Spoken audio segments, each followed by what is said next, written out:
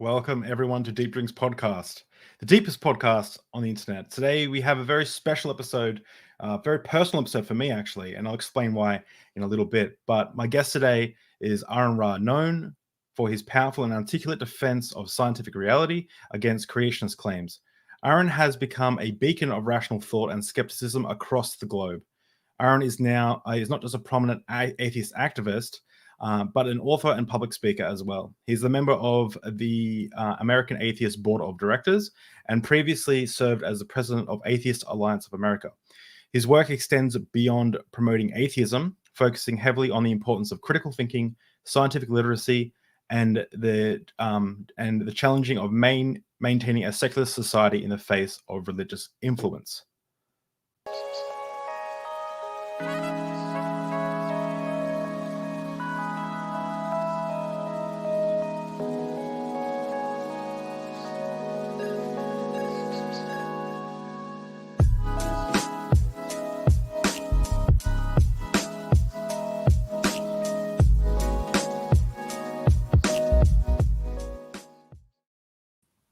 Welcome, Aron to Deep Drinks Podcast. Thank you so much for coming on.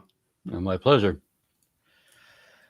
So before we start, Aron, actually, I'll always forget this. What are we drinking today? Well, I got a couple of choices here. This is not the beer that I wanted. This is a local brew. This is from the Dallas area, and this is by Tups. Now, Tups normally does something called the Full Grown series: Full Grown Man, Full Grown Hombre, Full Grown Scallywag, Full Grown Beast, and they run between 12% and 15% ABV. This one, however, apparently I got the wrong one. This one is only 9.8% ABV. So I'm going to go with Goose Island. Nice. Goose Island, Bourbon County. This one is extremely good. You don't have to be living in Dallas to get this one. This one you can get nationally. Oh, awesome. You know,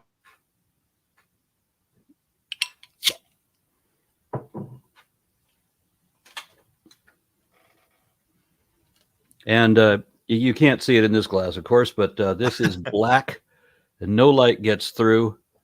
What is that? Cooper's Black. So you Cooper's told me Black. that this is one of your favorites when you came to Australia. Yep, and to be indeed. honest, and like the one I'm pouring, it is black. No light gets through. And to be honest, I wasn't super excited about Cooper's, but I tasted it the other night and I have been blown away. I'm a changed man. This is now this is definitely my favorite stout. But look at that. It's as dark as the devil's soul. Exactly. When even the suds are brown. Cheers, awesome. mate. Cheers. Thank you so much for coming on. So before we get started, I did want to kind of say, welcome, but also thank you. You actually played a major role in my deconstruction. So I was a Pentecostal youth pastor, and I remember watching the Ken Ham versus Bill Nye discussion on evolution and creationism. And funny enough, at the time, I thought they both made really good points. It's now I look back, I'm like, what point did Ken Ham even have? Anyway, we got a funny story about that, if you don't mind my sharing it. Yeah. Brag, really. We went to Houston for they were having a homeschoolers convention, and my daughter wants to homeschool my grandchild because the schools in the state are horrible. They want to post the 10 Commandments in every classroom, for example. I mean, you can't get a secular education. Nobody's going to teach evolution. Your secular education sucks. And people put their kids through homeschool because they don't want them to learn, reality, forbidden knowledge. So they had this homeschoolers convention, and the keynote speaker was Ken Ham, who is the CEO of Answers in Genesis Ministries, because they do their young earth creationism, science denial, homeschooling thing. And so we went down there to protest that. And there was, I want to say it was Houston Atheists, which is the largest geographic atheist community. And they challenged Ken Ham to a debate. And they chose me as their champion. They wanted Ken Ham to debate me. And my only stipulation, they were going to do it at the Houston Museum of Natural Science. And my only stipulation was that neither Ken nor I make any money, that we would both have to be pro bono. And Ken Ham said that he's not going to debate me because I didn't have a PhD. He wouldn't debate anybody that doesn't have a PhD. Okay, well, that's his excuse. However, 4 months later, he agreed to debate Bill Nye. Yeah, okay. That's silly. Does he even have a PhD? No. Bill Nye has a Bachelor of Science degree, just like I do. Okay, so I have to also formally apologize because he comes from the great country of Australia, and not only does he come from the great country, he comes from a university only an hour drive from where I am, and I have to apologize on behalf of. So I'm on the Sunshine Coast, but we're on the south side of the Sunshine Coast. But I travel to Kelvin Grove, which is the campus he was part of for work, a couple times a month. So. Yeah, it's about an hour's drive. I have a dear friend who was living in Brisbane at the time, whom I haven't seen in too long. And I stayed at his house for a week as we were, the Unholy Trinity was touring Australia. We spent a week in Brisbane. And I had barbecued roux every day. It's funny. I'm a vegetarian, but I do have less of a problem with kangaroo, like eating kangaroo. But a lot of meat eaters here still won't eat kangaroo because kangaroos aren't farmed. So there's like I have a huge problem with the ethical problem with the factory farming. But kangaroos aren't farmed, so I think it's at least they're not farmed, right? But but a lot of meat eaters in Australia, they won't eat kangaroo because they feel like it's like they're like, no, I'll never eat a kangaroo. Kangaroos are lovely. I'm like, really? Like, oh no, I've had they are, and I'm a hypocrite for eating meat at all. I mean, especially mammals. Yeah, but well, yeah, I tried being a vegetarian, and I just couldn't figure out how to do that, and it wouldn't work for me. Yeah, it is hard.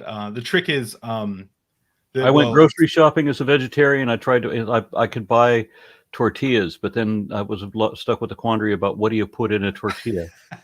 Bean burritos. Beans. Yeah. But you can make it work. It's hard. It is hard though. I will say it is very, it starts off really hard, but now a lot of people come over and they prefer our vegetarian dishes, but it takes so much work to kind of, and so much you got to know their secret herbs and spices kind of thing. I took my kids to a vegetarian restaurant it's inside of a Krishna temple in downtown Dallas. We have an Iskon Krishna temple, which is really lovely, and the restaurant is really, really nice. I mean, it's like 5-star restaurant. It's the ambiance is there, and I think that a restaurant has every bit as much to do with the food as it does the atmosphere. And this place has a lovely atmosphere. It's a brilliant place, and a lot of atheists that come through town, they're vegetarian. They want to go to a good vegetarian restaurant. We end up at the Iskon Krishna temple. Ironic, right? But it's a good place to go. However, the first time I went, I remember my daughter saying, not to be sacrilegious or anything, but can we go to a Burger King on the way home? Yeah, I remember we screwed up a family dinner so bad once. We're trying to show everyone vegetarian food can be nice, and the grandparents were like, "Well, stop at McDonald's on the way home," and they're laughing because we screwed it up real bad. By the way, if your viewers are wondering, what snake? Mention, this is Durango. He's a bull snake, a Pituophis catanapersei, and he's a baby I've been raising since August. He was 26 inches long. He's 4 feet now. He should be in excess of 6 feet by the time I've had him a year. Oh wow, that's so cool! I just wanted to show off one of the indigenous snakes that we have, because here it's possible to go out and pick up snakes off the ground. I would go to camping trips when I was a kid, and I would just go down to the riverbanks and just come home with fistfuls of snakes. Really? Yeah, because there's very few of them are dangerous. Oh wow! We have rattlesnakes, and we can immediately recognize what a rattlesnake is. Then there's the copperhead or the cottonmouth or water moccasin, and they're kind of obvious too. Coral snakes stick out really, the red, it's easy to tell what those are. And then copperheads, and that's it. And that's all the venomous snakes we have. Oh, wow. Everything else is harmless. We have brown snakes and red belly black snakes and black snakes and tiger snakes and a lot of the sea snakes. What I understand from your country is that if it's not a python, it's an elapid. And that means it's in the cobra or coral snake family. Okay, I do yeah. There's the other. I was walking my beagle. But tragically, he passed away last year. He was young. He actually died of one of the rarest forms of cancer. Only 5 other dogs have been known to have this type of cancer in the world, and we sent his lab results to UCLA over in America, actually. But I was walking him, and and we're walking along, and then all of a sudden, I just come across a red belly black, and it was just like, and it poked its head up, and I was like, ah! and I hadn't seen a snake in the wild for a long time, and I jumped, twisted my ankle. My dog went bolting. He didn't know what I was like falling over about. He didn't see the snake, thank God, and he's running around because he would have attacked it and then got bitten and then died. But yeah, it was scary. I was with Matt Dillahunty at the Perth Zoo. Okay. And we were told, we had been informed that there are no colubrid snakes. Everything you have in Australia is an elapid or it's a python. And so everything is going to be deadly venomous if it's not an obvious constrictor. Okay. Completely different from my country. So where most of our snakes are colubrids, harmless. They're these, Yeah. pick them up all the time. No, they can't do anything to you.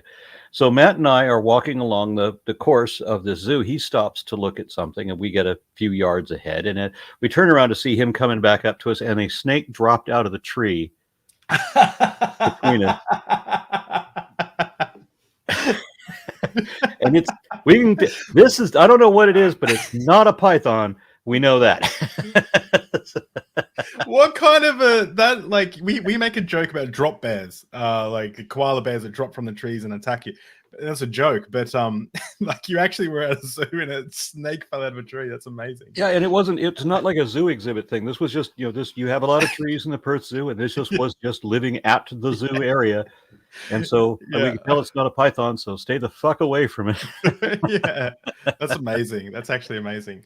Did you end up going? I am looking for an Australian python. Not I would get. We mentioned before we started recording that I'm interested in getting the jungle carpet python. Yeah, and let me just show everyone what that looks like, because it's amazing.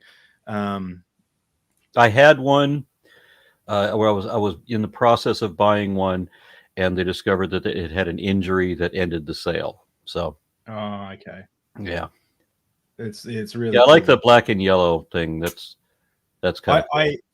I never thought I'd want to own a snake, but since holding, I went over to my friend's house the other day, and he just pulled it out, and I held his snake. I was terrified, actually, but something about that fear and having an exotic animal, I just like that. I kind of want a snake now, and I've been actually thinking about it.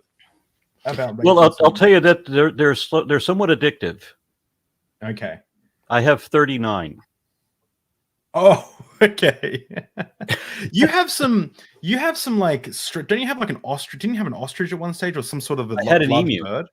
An emu, that's right. Yeah, you've got some wild animals. It was for a long time. It was my favorite pet that I'd ever had. I've had a lot of exotic pets and stuff, but I absolutely loved that emu. And the city finally came. I had dickhead neighbors. They were complaining about the bird. Well, what can you complain about the bird? But they did. And the city would come over to my house all the time. I would walk him down to the park twice a week. I would walk this 6'6" tall bird down to the park and let him run. And I would bring a bicycle with me, not to keep up, because you can't, but to catch up. Because as soon as his feet hit the grass, he would do this weird thing with his head, and he would zoom, right? And he would just run. For a moment, he would just run at super stupid speed, and now I've got to catch up to him. But then he would spend the rest of the afternoon just like sauntering along the park, and it was nice. I would just enjoy walking along the park with my emu. Aaron, that I can see why. I don't know what kind of neighborhood you live in, but I can see why that would be terrifying for someone as a 6 foot tall, essentially a bird, right? Because not birds, dinosaur, right? Like they come. They're literally, yeah. You've got a dinosaur. Yeah, you've essentially got a dinosaur running around, a neighborhood. I would be terrified. I'd be like, "What is this madman doing?" And there were some children one day. I mean, I've run into some really stupid people out there, but there was one smart kid who recognized right away as they're playing in the bushes and everything where the bird happened to be at the moment. And one of them coming out screaming, "There's a dinosaur in there!" And yeah, indeed, my bird comes out, and I said, "Well, no, you're right. he is a dinosaur. I mean, literally. Well, do you have I have another dinosaur right here next to me. Hold on a second. Let me show you. Oh, we're on green screen. You can't see him. Yeah. You can only see his yellow head. Okay. Yeah, I can see it kind of. Yeah, I have so cool. I have a double yellow-headed an Amazon parrot next to me. Oh wow! So I have a little tree right next to my station that the parrot hangs out on. How many pets do you have in total? We have 2 dogs, 3 cats, the parrot, 2 leopard geckos, a vinegaroon, and 39 snakes. That's so cool. Like that. You're We have rats too. Rats? Are they we have rats that are not food rats. Oh, okay. So my wife was going to feed. We had one ball python that refused to take frozen thawed. It would only eat live. Yeah. And she's struggling with this, and so she had this. She wasn't feeding. It was the python is growing, so she can't keep feeding it pinky rats. So she gives it a fuzzy rat, but she now that it's got fur on it, now it's cute. It doesn't even have its eyes open, but it's cute. So she has a little blonde rat, and she just can't give it to the python. So she bought kitten formula and nursed this fucking thing to the point that its eyes are open now, and it's a beloved friend, and yeah. That is that's adorable. Well, to be completely honest, I mean, rats make better pets than snakes do. Yeah. Well, snakes are like they don't have that same. They're in the evolutionary things part of things. Like they're nowhere. They're not close to us that close as rats are, right? And rats, you can imagine rats are surprisingly close to us. I mean, in their genetics, they have hundreds of codons at a time in a complete match with us. Oh, really? Yeah. So it's remarkable how genetically similar they are. So primates and rodents are sister groups. So, I mean, yeah, we are further from rats than we are to other primates, of course. But of all of the other mammals, we are closest to the rodents, and rats in particular. Like I said, there's long strings of genetic code that are exactly identical. And you'll come up to significant differences, of course. But there's enough straight up similarity that makes rats very valuable in medical testing. Yeah, and that's why we use them, right? So just to circle back to what I was saying at the start, I watched the Ken Ham Bill Nye debate, and there was that one thing that he said. That's the question I always ask in this podcast, which is, what if anything would change your mind? Someone asked that question. Bill Nye, evidence. Ken Ham, nothing would change my mind. And it was that I thought maybe I should start looking into this, because obviously creationism is true. Obviously we live on a 6,000-year-old Earth. So let me find the evidence for and against this and come to a conclusion. And it was your series and eventually your book that actually convinced me.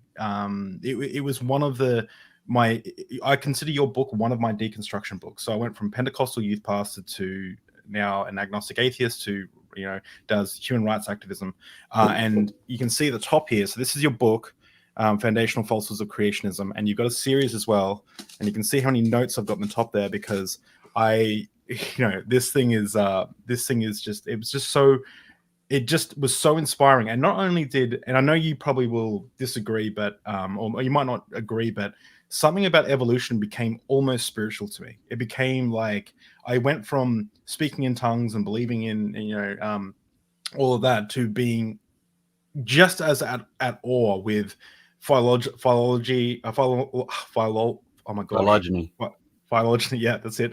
And like the how our genetic code is similar, and just thinking about the broadness and the scope of life on Earth, and that filled me with so much awe. I get the same feeling right now when I look up at the stars and just see the planets. And your book, I get the reference to the spiritual thing, because it is rather like Buddhism. When you want to be one with everything, phylogeny, you are. But as far as the deconversion thing, thank you for sharing that with me, because that's enormous.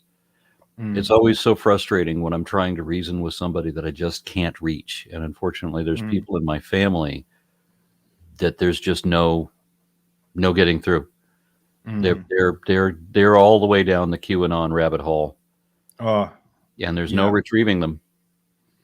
Yeah, it's funny how there is that rabbit hole. I call it conspiracy theory sickness, and you just it's like when someone starts dipping their toes in that, they get entrapped, and then that's all they can talk about as well. So they'll say like, you'd be like cutting up carrots for dinner, and they're like, carrots are orange, like Donald Trump. Do you know he's the savior of the world? And they'll find any way to to bring it back into bring it back into QAnon. So I asked my mother once. I said, "You don't really think that Tom Hanks drinks raped baby's blood while he worships the devil, do you?" And she said, "You can't prove he doesn't." That's brilliant. That's brilliant. Yeah, facts. Thank you, D, for the super chat. Super chat to spread awareness that snakes are beautiful creatures and not evil or demonic. They have pretty markings and are literally all muscle. And if you blink, you miss them striking. Yeah. Thanks. Thank you, D, for the super chat. I appreciate it. So I've got this drinking game that I wanted to play with you at the start. So you're very familiar with Eric Hovind, Kent Hovind, Ray Comfort, and Ken Ham. But I wanted to find out how well you knew them as people. So I've got a list of 12 quotes. And what we're going to do is I'm going to read out a quote, and you're going to guess if it came from Kent Hovind, Eric Hovind, Ray Comfort, or Ken Ham. And if you get it wrong, we both have to take a sip. Oh, I got to stop drinking then. I've just been drinking all the way through this conversation. Okay. So I'll start off with an easy one. I have an IQ of about 160. I taught science for about 15 years. These are real quotes. Kent. Yep, perfect. Believing in the Big Bang Theory and evolution requires a lot more faith than believing what the Bible says. It's hard to discern Eric from Kent because Eric borrows Kent's material. But I'm going to say that one was Ray. No, that was Eric Hovind. So we got to take a sip. That's a new one. So I threw in a. Yeah, it's hard because Eric just repeats all of his father's lies. I know, and it's not only a lot of this is the same talking point. So I expect that we're probably going to be drinking like 10 times out of the 12. Okay, this one's an easy one. No one will ever convince me that the word of God is not true. Ken Ham. Yeah, that was from that famous debate. Every song has a composer, every book has an author, every car has a maker, every painter has a painter, and every building has a builder. So it isn't irrational to take. Okay. Ray Comfort, yep. Public schools today are going out of their way to teach your children the exact opposite of what the Bible teaches. Well, I'm going to say Eric or Ken. Which one? Yeah. I'm going to Ken. It was Eric. We got to take a sip. Good job, though. Good job. Eric doesn't have his own material. And some of these are just like recent tweets, so I don't expect because Ken Ham and Kent Hovind have both said things almost exactly like what Eric said. So it's this whole game is a farce. It's just to get us drunk quicker. So that's the whole. Okay. Believing in the Bible doesn't mean that you give up on reason and rational thought. Believing in what the Bible says is the most rational decision you can make. That sounds like Ken Ham. That's Eric Hovind.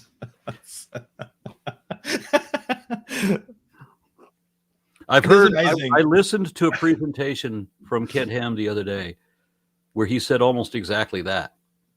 Oh right, yeah. So I wouldn't be surprised if they've all said something along these lines. They have the most irrational position imaginable, so they have to say that it is the most rational position.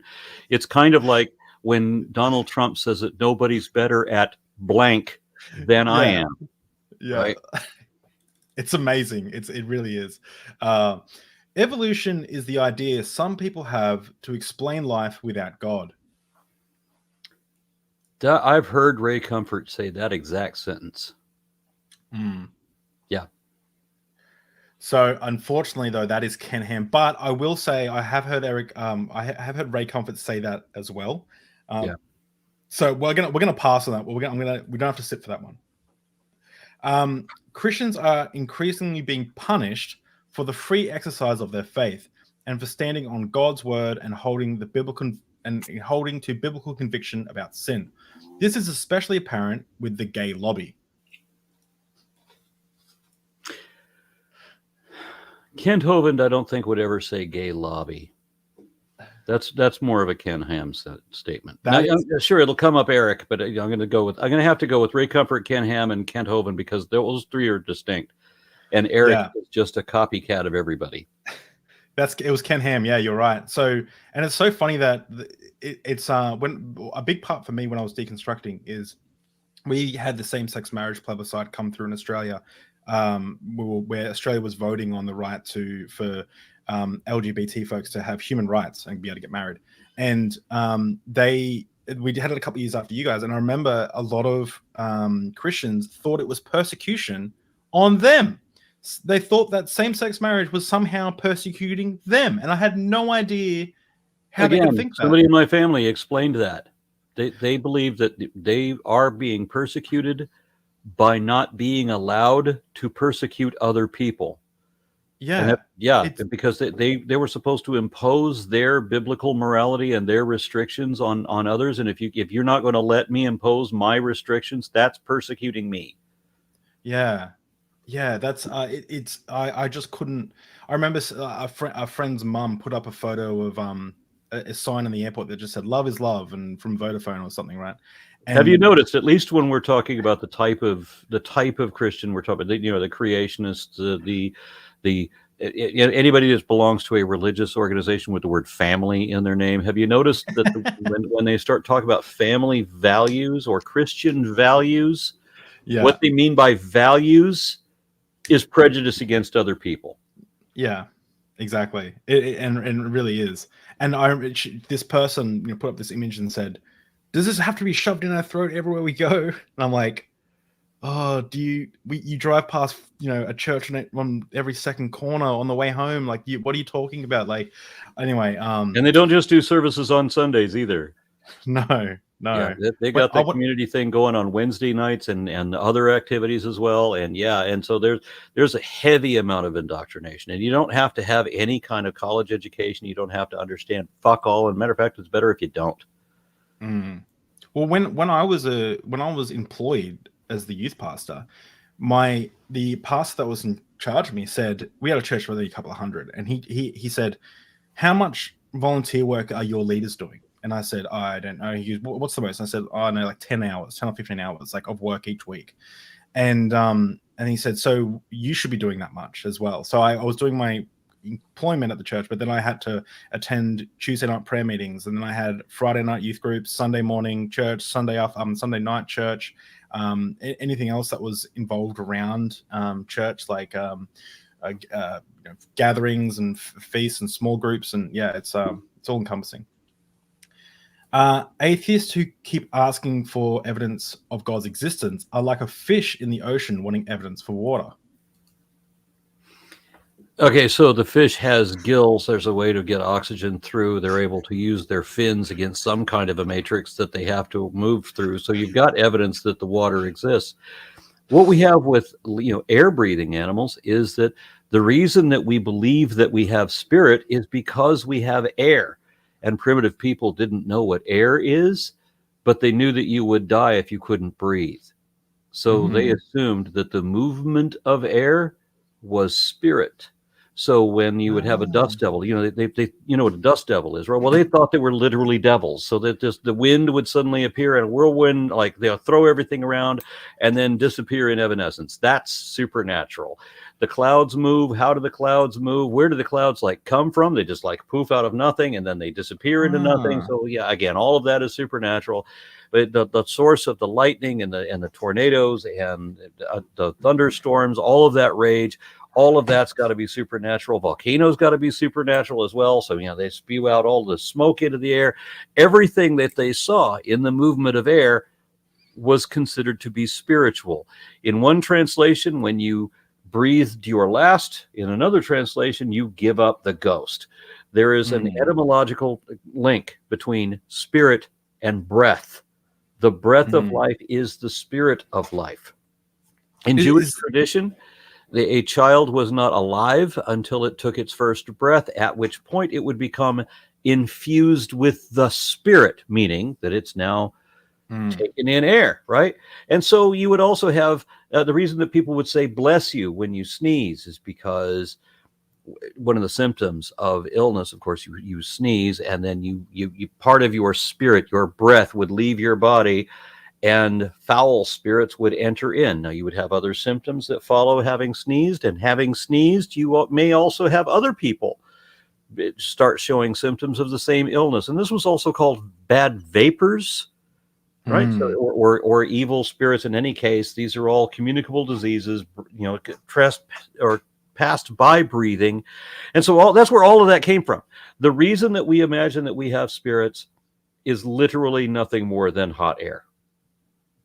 Do you know if, I think it's my dad who told me this, but maybe it's wrong, or I'm not sure, but it's like that's where the word spirit comes with alcohol as well, because the vapors that would come off spirits, alcohol. Yep. And I've seen that myself, although I've had people challenge me on that, and I've had difficult time getting where I could actually record vapors since then. I know I've seen it. Yeah, I feel like I've seen it as well, but I'm thinking when and where. It's a difficult thing to get that reproduced, where you get what looks like an evaporation from the spirits. But yeah, that's exactly what they come from. That's why genies live in two famous places, according to the books. Genies live in old rugs rolled up. So when you unroll the rug, what happens? All the dust in the rug now gets sucked into the air, right? You get this poof of smoke, right? That's a genie. And the other place that they exist is in a lamp. What happens when you put out the fire in a lamp? You suddenly get that little puff of smoke. Yeah. Actually, that's you know how people say, where do we go when we die? Yeah, you haven't asked me a stump question yet, so I'm going to have to take another drink. Yeah. So you know when people say, where do you go when you die? My favorite answer to that is something that I'm pretty proud of that I thought of. And it's, I think we go to the same place a flame goes when you blow out a candle. That is like, no one thinks about that. No one thinks like, oh, the flame, where did the flame go? It's just gone. It's in your ear. So that actually was a question. The atheists keep asking for evidence of God's existence. I like a fish in the ocean with wanting evidence for water. So who was that? Oh yeah, that's right. That one, that wasn't Kent Hovind, because that sounded like it involved thought.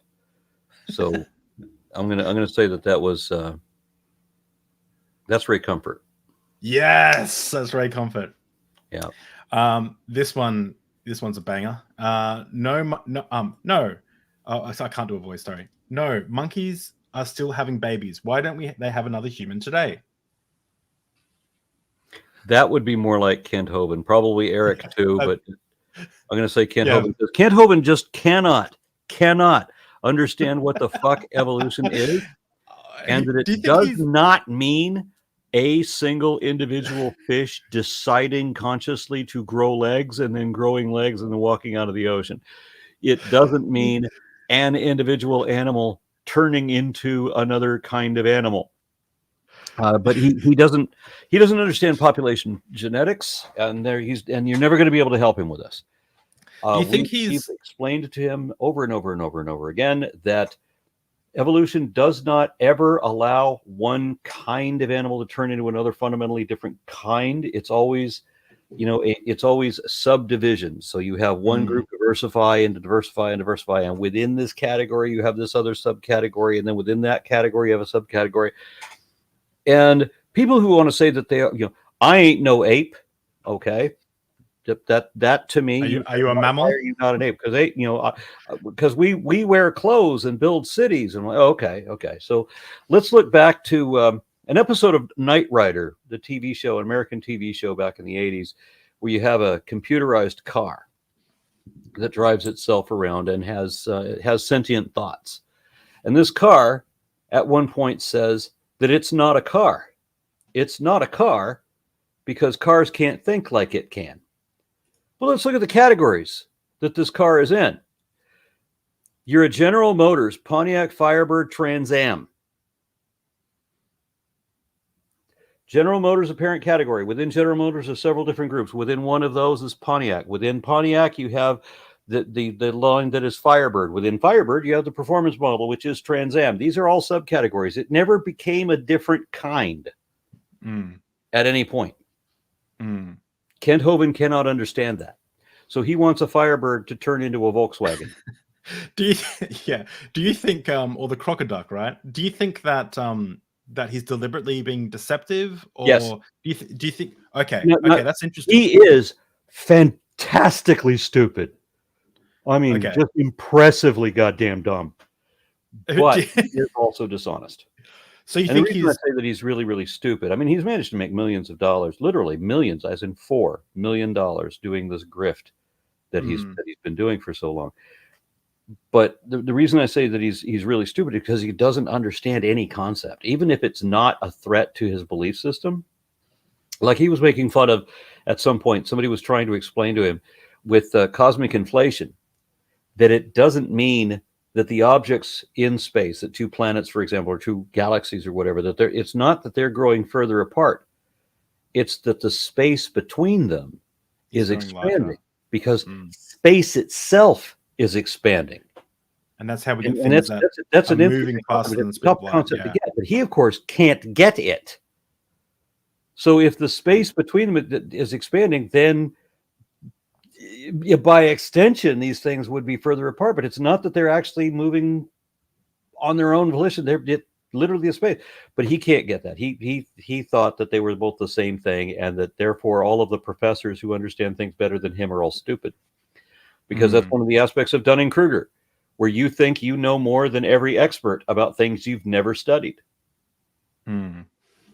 There's Amber had a great comment. I had a conspiracy theorist friend who insisted she didn't evolve from no monkey.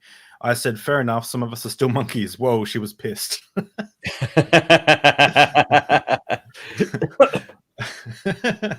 Yeah, so that argument comes into, and he usually starts with, what is an ape?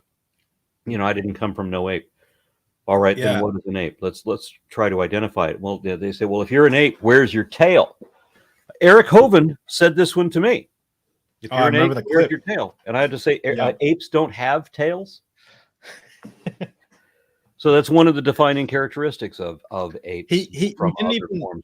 I saw him not. I said he smugly. He didn't even ask you directly. Well, in the clip that I saw, you were kind of preaching to someone at some event, and you said something about we are apes, and then he looked behind you, like a passive aggressive way, as if like, where's your tail? And you're like, apes don't have tails, and it's learn taxonomy. Yeah, that's right. I had canvassers show up at my door for that one. Really? Who told me, the people who go door to door to try to sell. Oh, yeah. And they said, well, if you're an ape, where's your tail? And I said, apes don't have tails. And the guy looked alarmed because he didn't have a counter argument for that. They're on a script. And as soon as you divert from the script, they'll have to pivot, right? Or so what do you have? How do you identify what an ape is? And I was on somebody's podcast recently with an unbelievably stupid man who could not. He kept saying, you wrote this book that we're all apes. Why? I had to explain what an ape is. He says, you ever seen a human? You ever seen an ape turn into a human? I'm trying to explain that apes, or that humans, are a subset of apes. So we've never seen a human that wasn't an ape. That would be like saying seeing a dachshund, see a dog turn into a dachshund. I didn't ask you that. It is amazing that what you put up with, what you've gone through. You would have some war wounds from the conversations you've had on the internet over the last 15, 20 years, or how long you've been doing this. This image here is actually the image that I love to show. It's so classic. It's like the cold stethoscope touching the skin, and they both seem to get the same reaction. It's a chimpanzee or gorilla, baby gorilla. Another picture that I like is when they show the fingertip. It's I don't know if it's a gorilla or a chimpanzee's Oh finger, yeah. and it's a human finger, and you see the fingernail, you see the fingerprint.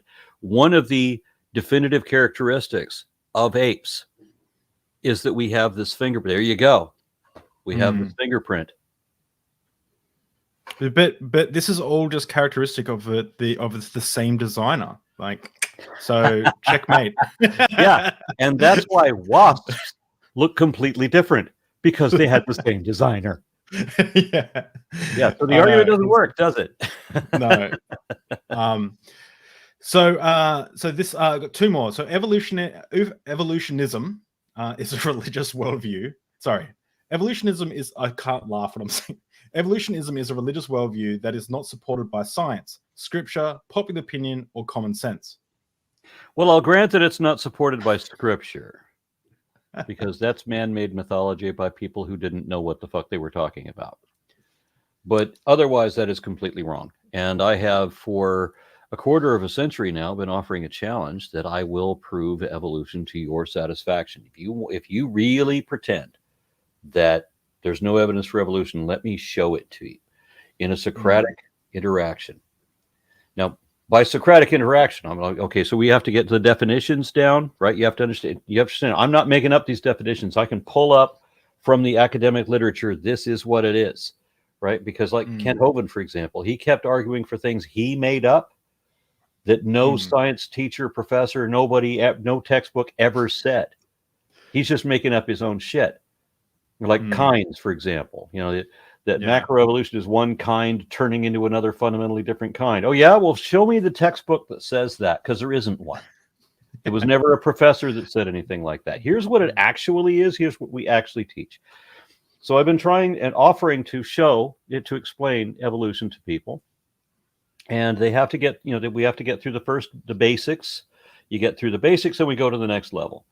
I can't get anybody to the basics.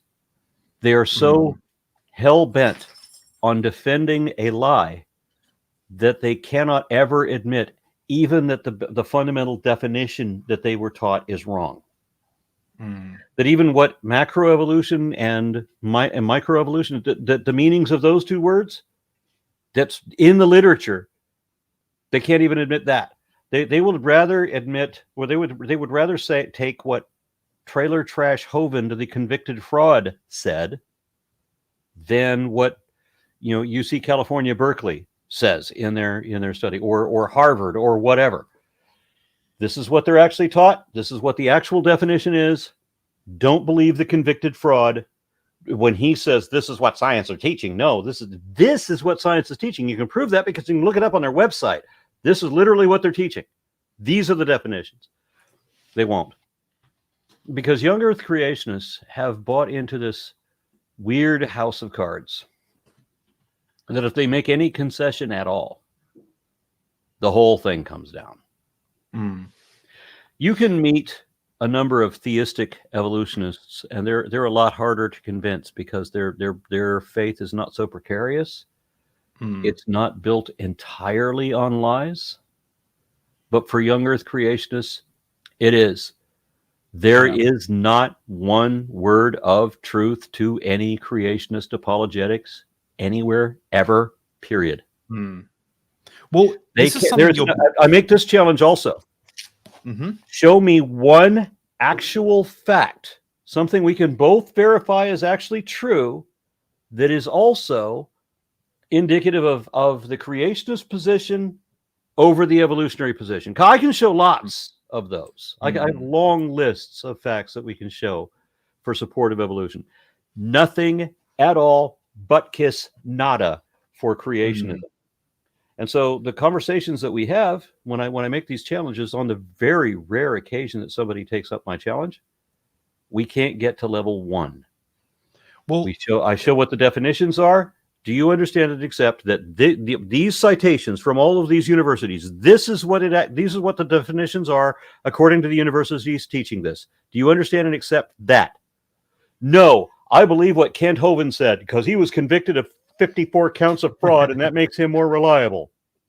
I would, if I had a magic ability, he could fly or become invisible.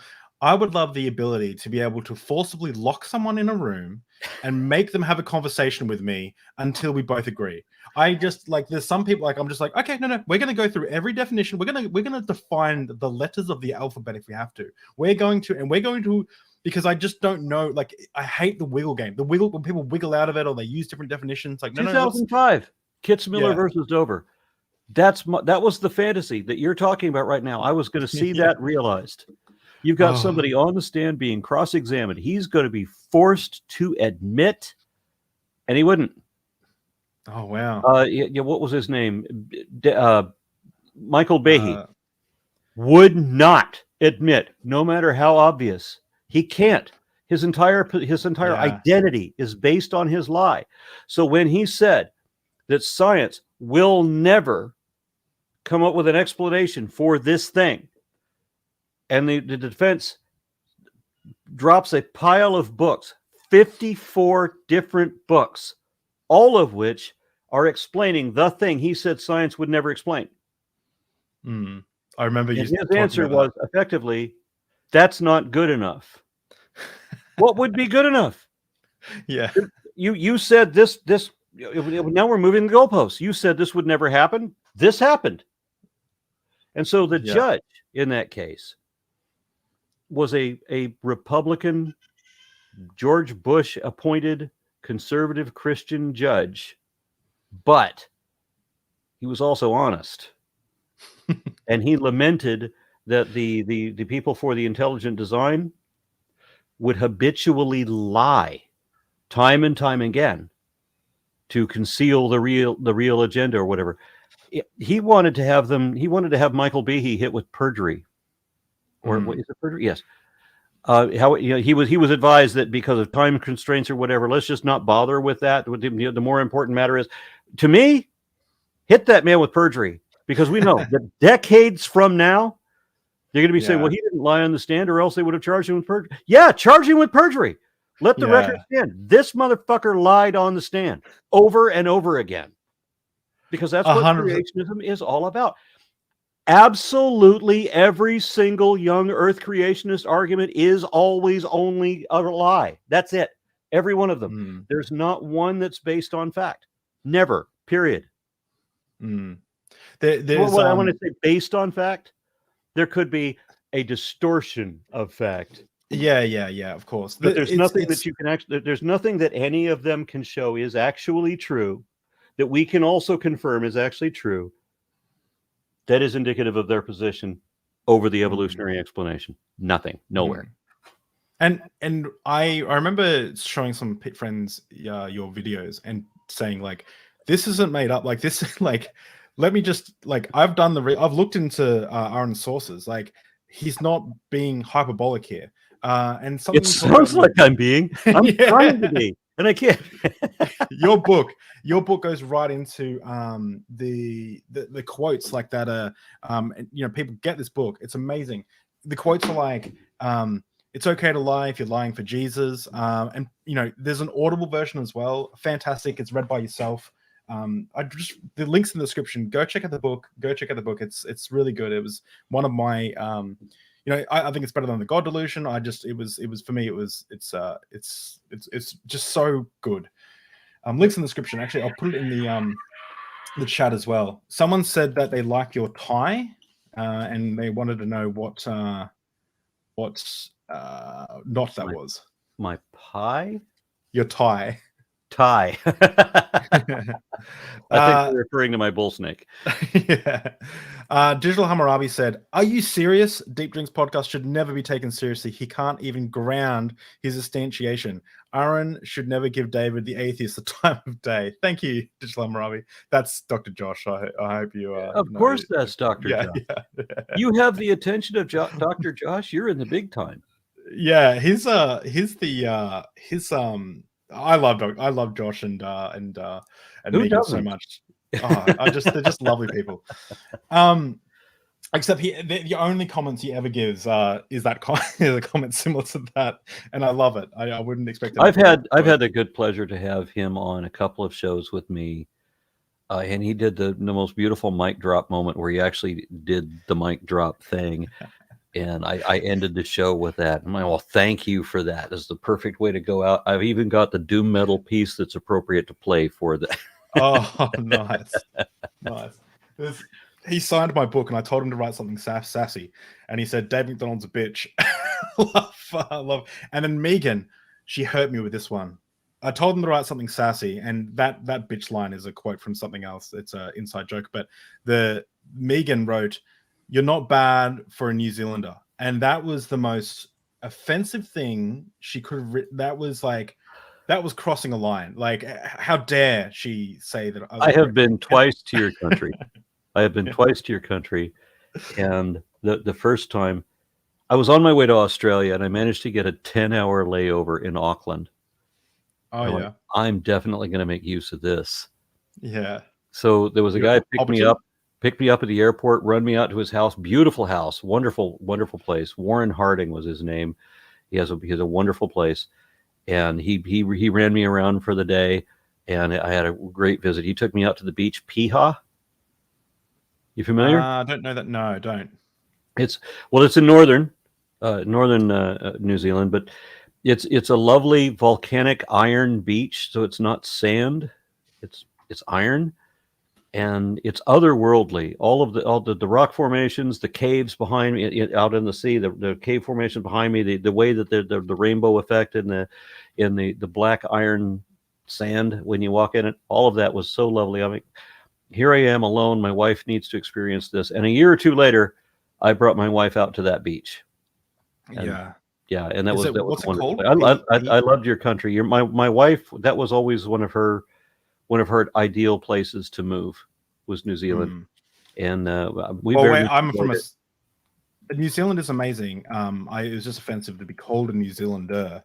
I love the South Island. I haven't been to the North Island, but the South Island, I went there for my honeymoon with my wife, and it was amazing. Yeah. So you're talking about like Wellington, right? That's in the south. Yeah. No, Wellington is North Island, but you got Wanaka, Queenstown. Yeah, Wellington's at the south of the North Island. Okay. So,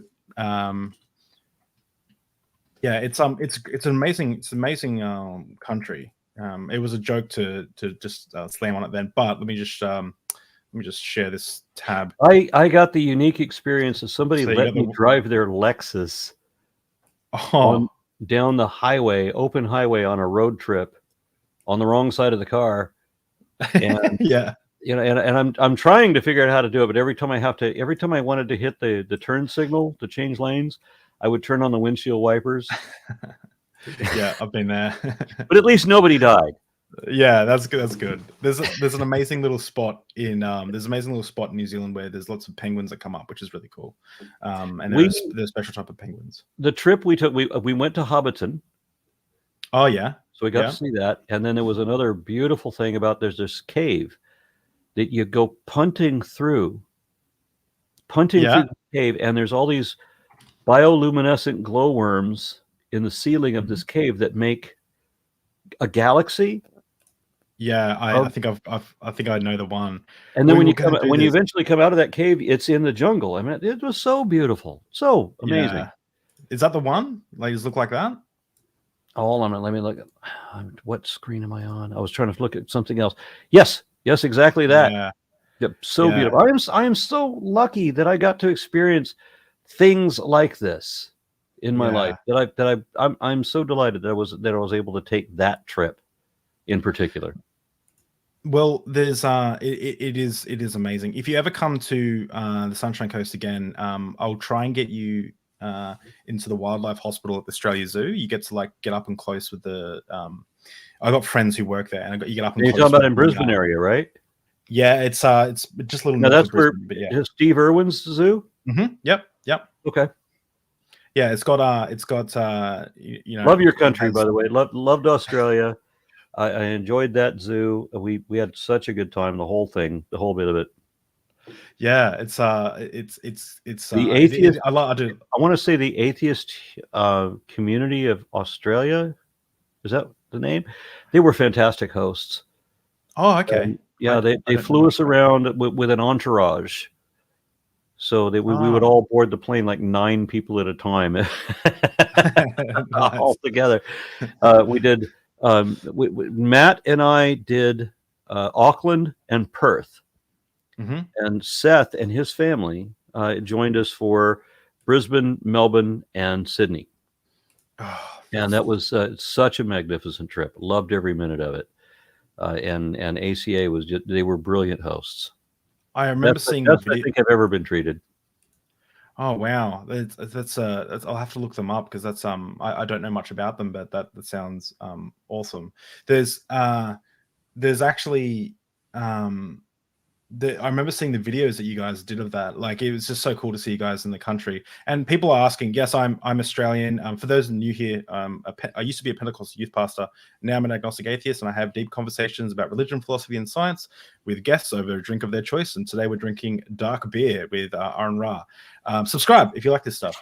There's actually something I wanted to show you, and this is a little bit of research I did myself. And I actually called up a friend who worked at Australia Zoo to get this information. And I want to get your thoughts on it. So when, and just let me know if you can see it, but, and you can hear it, but I remember looking at, like the idea of like, okay, let's look at Noah's Ark. Let's look at Noah's Ark and let's try and make it work. And then I was like, okay, well, what we need to do is we need to look at all the endemic species of Australia. So the species that are only found in Australia. And we're going to not include fish, and we're not going to include birds. And let's just pretend that birds could fly around for a year and then eventually make it to Australia. But these are just the endemic species. So I went through some textbooks, and I worked out that we have 18,207 plants that are only found in Australia. 335 mammals that are only found in Australia, 852 reptiles, and 213 amphibia. Amphibia can't survive in salt water. So what I did is I asked the question, is it they have like traveled all this way and not left a fossil anywhere, and then crossed a land bridge? But then in somewhere where there's no stuff. But what I did is I eventually called a friend about the koalas. So let's see if we can hear this on Earth for any of the animals. Can you hear that? Eat. Now, a lot of Australian animals have a very particular diet. I have 2 friends who have worked for the Australian Wildlife Hospital. Can you hear that audio? Yeah.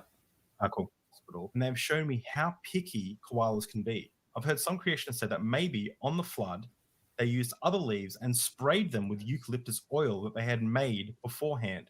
The Bible doesn't mention this. This is speculation, and that also can't really work. So you're a vet nurse and you've worked with koalas. Would you say it's possible for them to just live on like eucalyptus spray sprayed on random other flora to survive, or if like there's a possibility for them to survive on anything else besides eucalyptus for say like 5-6 years? No, definitely not.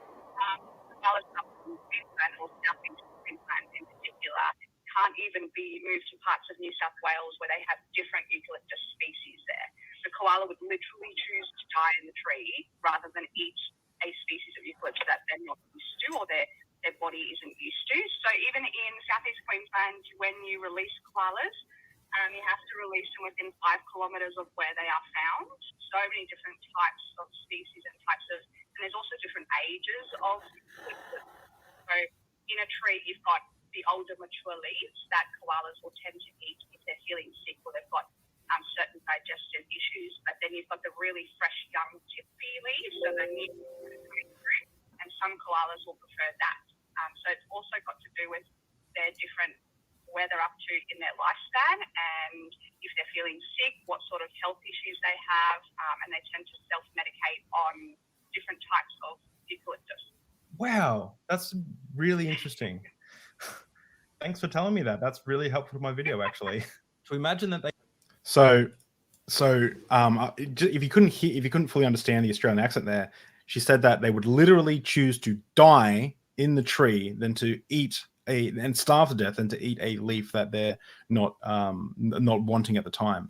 And I've had two friends who work at the same wildlife hospital. One of them, they show us at the back. What they do is they bring in all these different branches from eucalyptus trees, all different types, and they go leaf shopping. So when the koala is injured, they pick them up and they bring them along and they get them to sniff the leaves, and they go, no, I don't want that one. And they go to the next branch, no, I don't want that one, no, I don't want that. And they go leaf shopping, can take like sometimes half an hour, and they go, yep, I want those leaves. And then they're the only leaves that it'll eat. Otherwise, it'll just choose to die. So to imagine that they crawled all the way to Australia across a land bridge that has disappeared from Mount Ararat, living on nothing until eucalyptus trees started growing again, is just the idea of them swimming to Australia. Yeah.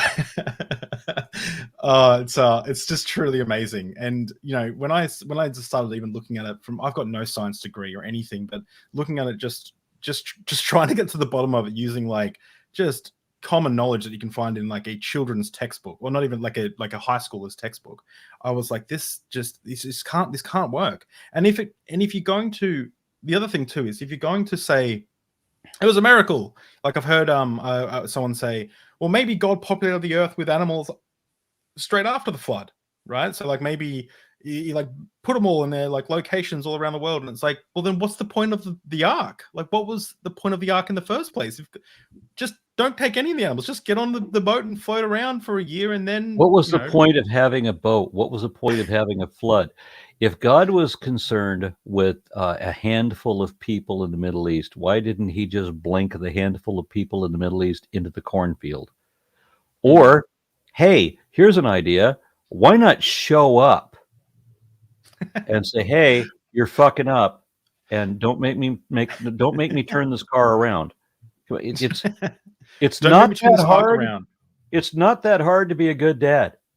But to kill every koala and every doe in South America, everything because a handful of people in the you created, so it's your fault. One of the things that Marcion, one of the early church fathers, did is he rejected the Old Testament God. He said, Jesus doesn't represent the Old Testament God. The Old Testament God is an evil deity. He followed the earth.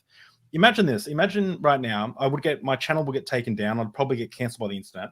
But imagine me picking up a rat or some sort of a creature and just drowning it on screen right now, just holding it in a bucket and just plopping it in there and drowning it. Like, the internet would not only come after me, like for drowning an animal, my show would get taken down. I'd be cancelled everywhere. It'd be horrible. But a lot of the people who, a lot of the religious folks believe that God did that to everything. And I'm sitting here with Marcion saying, no, stop teasing God. He wouldn't do that. Like I'm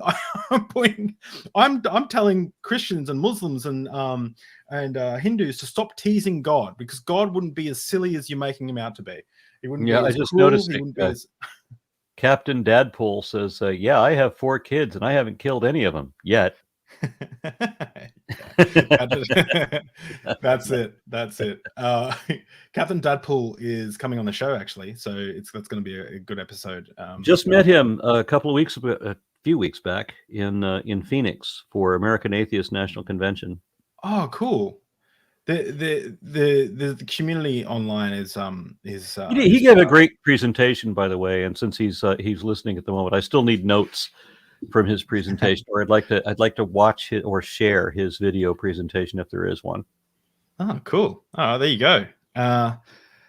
Awesome. Well, someone mentioned before, Dee mentioned, and this is something I want to talk about. Aron, thank you for supporting the Satanic Temple.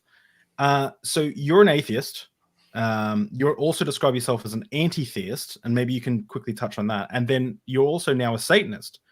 Can you explain, for the people who are now terrified of you, and not just because you look like Satan himself, but because you're a self-confessed Satanist and an anti-theist. What is an anti-theist and what is a Satanist, and why are you now a Satanist? Well, one of the definitions for anti-theist is that we're of the opinion that religion is of a net negative against humanity historically. I had a debate on this with T-Jump recently, where he was arguing that religion does more good than harm, and I had to argue that it does more harm than good because it adversely affects everybody that's involved in it. And people don't realize how much damage it's done, but I mean, everybody that comes out of religion will talk about what it's done to them. Yeah, and so there may be, because there's conflicting results, in some studies, that some people will do better in a medical situation if they think that there are people praying for them, but there's other studies that show that you will actually do worse if you think that there's people praying for you. So I would think that those two cancel out, that the placebo effect is the best that religion can offer, but otherwise what it does is it is debilitating to absolutely everybody. And the Clergy Project has illustrated that people who come out of religion find that they are more tolerant, they're less judgmental, they're more curious than they used to be, and that religious people, and when I'm saying this, I'm talking primarily, like Christians and Muslims. They have an awful lot of bigotry against, whether it's transphobia, and you say anything that isn't gender binary. There's a lot of things that they've been conditioned to react to negatively, especially regarding, sexual orientation and things of that nature. But when they come out of religion and they start analyzing things very differently and realize that, well, this isn't really the problem that I imagined it to be once upon a time. So I think that religion has always only ever impeded, retarded, or reversed progress in every application it has ever touched. It is nothing but lies. That's it. That's all there ever was. And how can any good have come from that? And I mean that. When I say it's nothing but lies, I mean seriously, there is no truth to it. And as I found it, this Abraham Lincoln quote that somehow I didn't know about my whole life until like a year ago, where he said that it is an established maxim in morals that he who makes an assertion without knowing whether it is true or false is guilty of falsehood, and the accidental truth of the assertion does not justify or excuse him. So it's basically like when you make up your own statistics on the fly. Is that lying? Yes, that's lying. You don't know. So pretending to know things you don't know, that's what faith is, right? That's the entirety of it. Pretending that you know things you don't know, that you can't, that it's not even possible to know. So religion is and always was bad. There's no good that comes from it. I mean, if there is good that comes from it, it's the only excuse we ever get is like, well, what is the harm in a little white lie? If it makes you feel better. That's it. That's the most you can get out of religion. I feel like I'm wearing a scrunchie because this guy has just decided to become a scrunchie. It's just so cool. Do you get bitten much? I must ask. No. I've been bitten by a couple of babies. I mean, babies tend to be bitey. Yeah. Yeah. So what with the Satanic Temple, I saw this amazing video you put on your channel just recently. Let me just bring it up so you can give the context. But you went to a like gathering, a satanic gathering. Oh yeah, I went to Satan in Boston. And that was beautiful. Let me just show everyone what we're talking about here. So it's not that you already look like Satan himself, kind of like. And I had a friend who, and I say that respectfully, I had a friend who said he saw that you were coming on the channel, and he's not like in the community or anything, but he messaged me and he said, "Oh my god, I hope I'm so excited for him to come on." He's like, "I hope he dresses like a pirate." I was like, okay, because look at this. Look at this. You got some fake horns on. This is someone else's video, by the way. This is a Christian's video, I guess. I just uploaded a clip of that myself to my own channel. Well, this is the clip. Yeah, this is on your channel. Oops, I didn't mean to download. But yeah, you like they just got the slow-mo shot of you with your horns. It's so badass. So what is? Oh, whoa! I wasn't even sharing it. Sorry, guys. Oh, that was silly. So this is the clip. Yes, you're just walking without your horns on. I just love it so much. Oh, that's so good. So So what's with I can't believe I wasn't sharing that. So why are you a Satanist? What is Satanism, and what is the Satanic Temple? So do you believe in Satan? I have admired the Satanic Temple for a number of years for their activism in defense of the First Amendment. As a recognized religion, the Satanic Temple is capable of civil rights activism that typical atheist organizations are not capable of. I'm on the board of directors for American Atheists, but we are not a religion. You know, that creationists everywhere, the people that I argue with all the time, always want to tell me that atheism is a religion, and they want to say that evolutionism isn't a religion. But neither one of them are recognized as religions, and Satanism is, which is ironic because the very people who tell me that atheism is a religion and that evolutionism is a religion don't recognize Satanism as a religion, but the U.S. government recognizes Satanism as a religion. And that means that they have a seat at the table when it comes to freedom of religion situations, defense of the First Amendment. So they don't believe in Satan.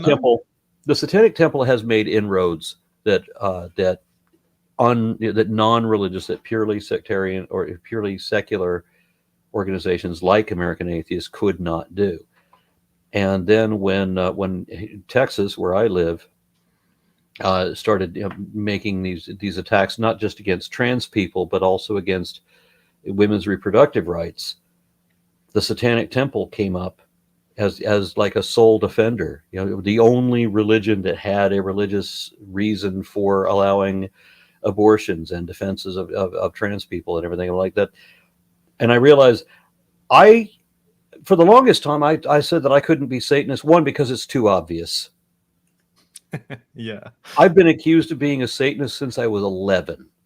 I mean, just all my life, I've been accused of being a devil worshiper or something. I had to argue against people wanting to accuse me of being satanic all my life. I mean, I rode a motorcycle. I played Dungeons and Dragons. I had long hair. I listened to heavy metal. I just all of that shit. And then I realized, you know, at some point, since I am like the most obvious, why am I not? I know that the Satanic Temple is an atheist organization. They don't believe in anything supernatural. They are a religion only by a definition that I don't hold to myself. Mm-hmm. But that the U.S. government does. The U.S. government will classify a body of ethics as a religion. And the Satanic Temple does have a body of ethics that I agree with entirely. So why am I not lending my support to this organization that is doing such good work and needs more help in doing so? So they're essentially pushing back against religion by becoming a religion. And then using their rights as a religion to kind of change. Yeah, in a sense, they're kind of an offshoot of the Church of Satan, which was founded in 1966 by Anton LaVey. But the problem with the Church of Satan, and I went to the last Satanic, the last Satan Con, which was in Scottsdale, Arizona, a year ago, and I interviewed. There was a number of Church of Satan people there, and I was happy to see that. The difference between Church of Satan and Satanic Temple is kind of left versus right. I mean, the Church of Satan has always been a more right-wing kind of organization, and the Satanic Temple has always been a bit more left-wing. But otherwise, the COS people that I interviewed said that they lament that the Church of Satan had an opportunity to advocate for religious rights that they didn't do. And that's what the Satanic Temple is all about. So, and I realize there's still, shut up, dog. I'm on an interview. Do you mind? I should bring my guy in. And we don't. That's cool. Either. All this talk about Satan is causing the spirits in the room to activate the animals, and wow. Yeah, get out of the microphone. Don't get up there. So the Church of Satan is essentially activism. I've told this a million times. I don't think he's ever coming on, but I've been trying to get we've had lunch and talked about it, but he's going through some court cases to do with his activism. But the head brother of the Noosa Temple of Satan is meant to come on, and it's so funny because the guest here chooses the drink of choice. And I've had Michael Jones of Inspiring Philosophy on, who Christian apologist twice. both times he wants to drink straight Scotch, just by itself or on the neat or on the rocks. Lagavulin 16 and No, I get that. I went through my 20s with a bottle of Captain Morgan. Oh yeah. Yeah. And Dalfwini 15, okay? So you got the Christian apologist drinking straight Scotch. The Satanist, he wants to drink tea and bake me, personally, pumpkin scones. So I've got the Satanist drinking tea and pumpkin scones and the Christian apologist drinking straight whiskey. And I love the dichotomy that my show has helped produce. It's a wild time here. So you're a I've got some questions for you around your belief in God, if that's okay. So yeah, let me tell you what, can we take just like a minute break while I put Mr. Cranky Pants? Yeah, let's do that. And I'll share out some of your stuff that's got. Yeah, give me just a moment. I'll be right back. I'm going to put him back because he's losing patience with this whole showbiz thing. Yeah, it's like you stink of beer. Get out of here. So for the people who don't know Aron, I don't know why you don't, but he's got a super popular YouTube channel. That it's just amazing. Like, and some of the stuff you can watch, the systematic classification of life, the foundational falsehoods of creationism. They're like 10-minute videos of the chapters of this book. And they're 15 years ago now. I mean, this is before you could upload a 10-minute video. You can only upload a 10-minute video on YouTube. And, you know, I've actually copied both this first video and this video to have, and I like combine them together, and I would send them to people because I didn't want them to not watch the second part because I think it's just amazing. This is good stuff. And of course, get the book, and the audio version is free. If you haven't got an Audible account, you can use that link and sign up for free. Definitely recommend it. Oh, and let me just shout out what we got going on in Deep Drinks as well. Just making sure I am sharing. So coming up, we have Moving Past Religious Trauma with Jeremy, and we're drinking Red Bull, drinking vodka and Red Bull. Then we have Finding ET with someone who worked at SETI. We have Warzone Journalism in Ukraine. That's going to be a really cool episode. So he's over there. He literally flew over to Ukraine and started doing journalism over there, and now is demining. That's going to be really cool. And we have a lot of really awesome episodes, including Sexy Education, which is a panel of these fine folks, as well as my beautiful wife who will be coming on. And we're talking about sex education after you leave Christianity. And of course, Captain Dadpool coming on. And I've got the drink ordered and we're ready to go. But what we've is got a little the drink stuff. you're having with him? Let me see. It's Black Seal Spice Rum. Black Seal Spice Rum. Gosling's Black Seal Spice Rum. Yeah.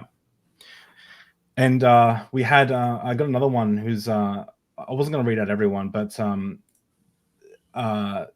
Sydney Davis Jr. We're drinking this Scotch, and I cracked it a little early. It's 12-year-old, and it's just so delicious. And also, this image is an image from hell. It's she runs a podcast called Growing Up Fundy, and I'm going on it this week actually. And this image I used AI to blend a picture of Jesus with the VeggieTales, and it's I'm actually going to hang it on my child's wall. It's creepy. It's just I love how creepy it is. It's something from my 90s. When I was a little kid, it was Yellow Submarine characters, which are kind of creepy too. Oh, nice.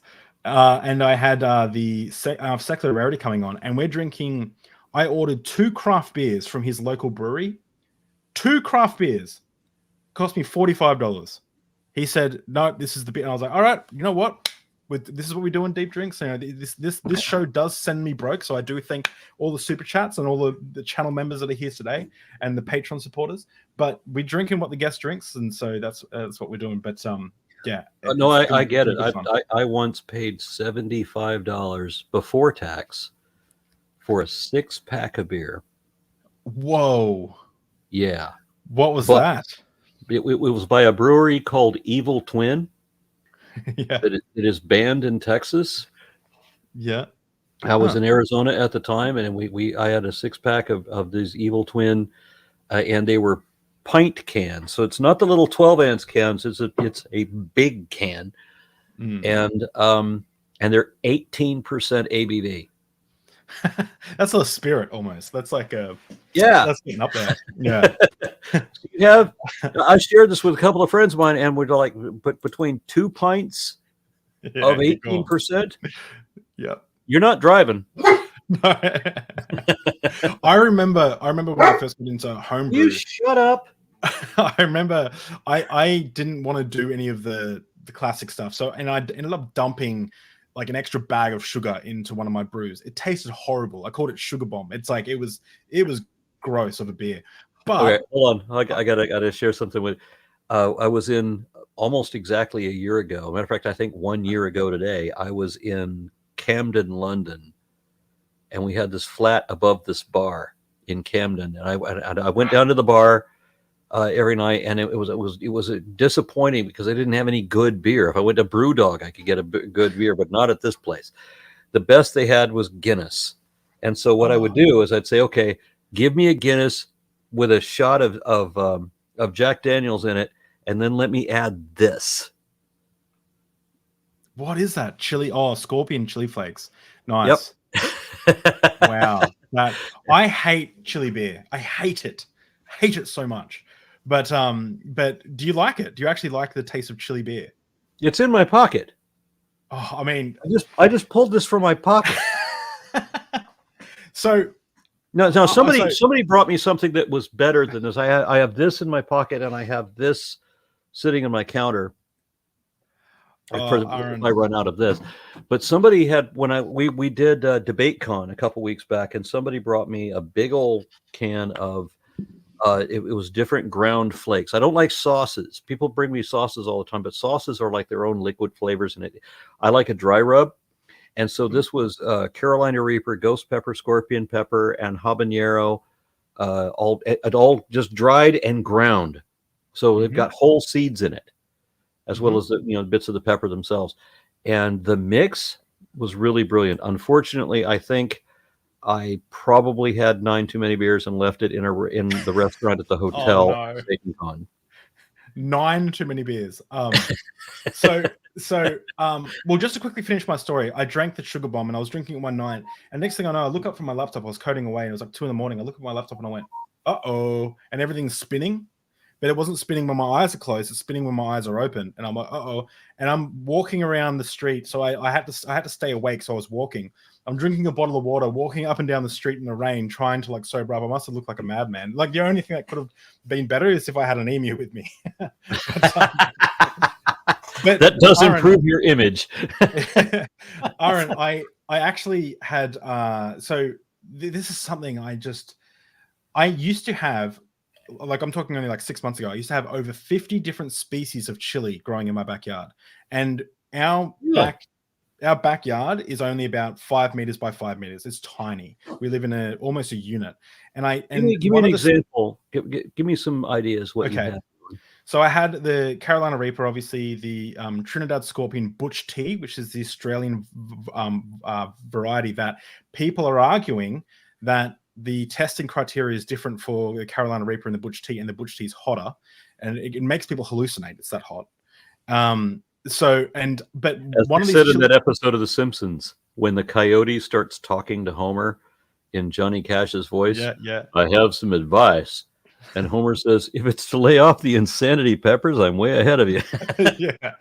But what I've noticed, so I was trying to make a hot sauce brand essentially, and I really wanted to get good at making hot sauce. And I said, well, if I need to find out what chilies I like, because obviously there's the Annams, there's the Chinans, there's different varieties, and they attack your tongue differently, and they attack you. They have a full mouth flavor. They linger, or they come aggressively. They're sharp or they're deep. And I did a lot of research. But one of these chilies, and I wanted to send you some powder, and I do you know what? I might still do it because I do still have some frozen, and I might be able to dry them. But there's this chili that was found only in one part of the Brazilian rainforest next to one part of the river, and it's called Marupi amarela. And let me just show you. It's white. It's perfectly white, and it's not the hottest chili. It's probably about 250,000 Scovilles, or about to 500,000 Scovilles. So it's bloody hot. It's like up there with a habanero, but it's not like a ghost pepper. But what's interesting about this little bush, and it's a beautiful bush, is it's they're so, I don't know if you'd like this, but they're so aromatic. They smell, you crack one and it smells like perfume just everywhere. Like it's my thing with spicy with the peppers is that I thought that Carolina Reaper has a pungency to it that kind of ruins the flavor of some things. And when I had it mixed with the other peppers, all of them together, in that powder form, made everything taste better. So I wish I could find whatever that was that somebody gave me, but that was awesome. But normally Carolina Reaper will ruin the taste. Now Scorpion is not as hot as Carolina Reaper, but the flavor is perfect. Okay, interesting. I got a Scorpion. It just makes everything taste better. I've got this. It's so easy to, if you get one chili plant, like a Thai bird's eye, and another chili plant, you stick them next to each other, and you get a paintbrush and you open up one of the pods and you get some pollen and stick it on another flower of the other plant. That pod will grow, and then those seeds will be a new variety of chilies. There's hundreds of thousands of species of chilies. So there are species of chilies that are like, people. Let me just show this. Interesting thing about evolution. These plants devised this because birds don't have capsaicin receptors. So my parrot here, don't bite me. My parrot here can eat all the hot chilies he wants. He'll never feel anything from it. But the seeds will go through their digestive system and somehow survive. And of course, birds will fly everywhere and poop out the seeds, and that's how these plants get around. But mammals who don't have that flight distribution advantage will just eat the seeds, and you don't get the benefit of that. So the peppers are trying to defend themselves by developing this level of capsaicin that makes them toxic. And yet we're breeding them to be more toxic because we like it. So and there's stuff like, so these ones here, the Hangjiro 4 Comet's tails, they were taken up into space. In 1987, a scientist with the Chinese Academic of Sciences discovered that sending vegetable seeds, including chili seeds, into space, exposing them to zero gravity, increased the mutation rates by 100 times. So you've got these like super huge chilies that are wild. And this guy here, the Hippie Seed Company, he lives only 10 hours drive, but he does videos on his YouTube channel of him tasting each one, and he's like, oh, this tastes like a pea. This has pea taste. This has a texture to, and he's just he's a wild man. But we could nerd out on chili for the longest time, but it is interesting how you can create your own varieties. And I was going to look at creating my own variety, but it's so much time. It's about 8 years. It's funny that before my wife decided that she wanted to breed snakes, she wanted to breed peppers. Oh, okay. Yeah. Let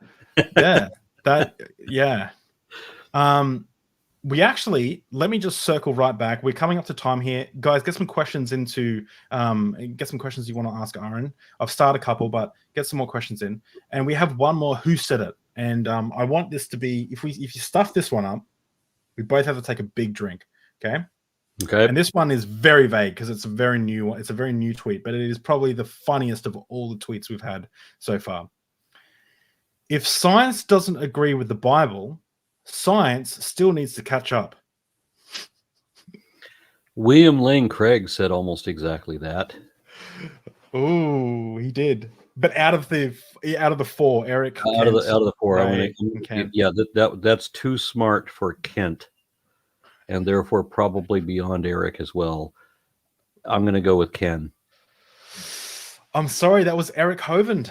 And really? He must have had time. Yeah, it was a tweet, so he must have had time to think about it. But copy it from somebody. Yeah, here we go. I was saying before we started that I tend to do these alcoholic episodes prior to spending time with my family. Like, so I'm going to see my stepmom for Mother's Day, my mum for Mother's Day, and my dad, and I always end up rocking up drunk, and it's like, it's in the morning for us, so it doesn't look good. Are you okay? I'm like, yeah, no, it's just the show. I don't normally drink at 8 a.m. So but it is 5 o'clock somewhere. Yeah, it is. Exactly.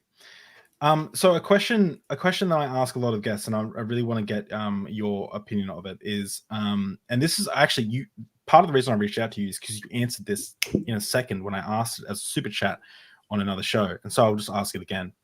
What is the most plausibly true religion that you don't believe in? You say I answered this question quickly once upon a time. Okay. Yeah, it was only like a week ago. It was. I can tell you what you said back then. There's a lot of ways I can go with this, though. When I was a kid, if I hadn't seen Star Wars first, if I had read the Tao Te Ching first, I would have identified as a Taoist. That's what you said last time. Yeah. Okay. Same answer. Yeah. Mm-hmm. Interesting.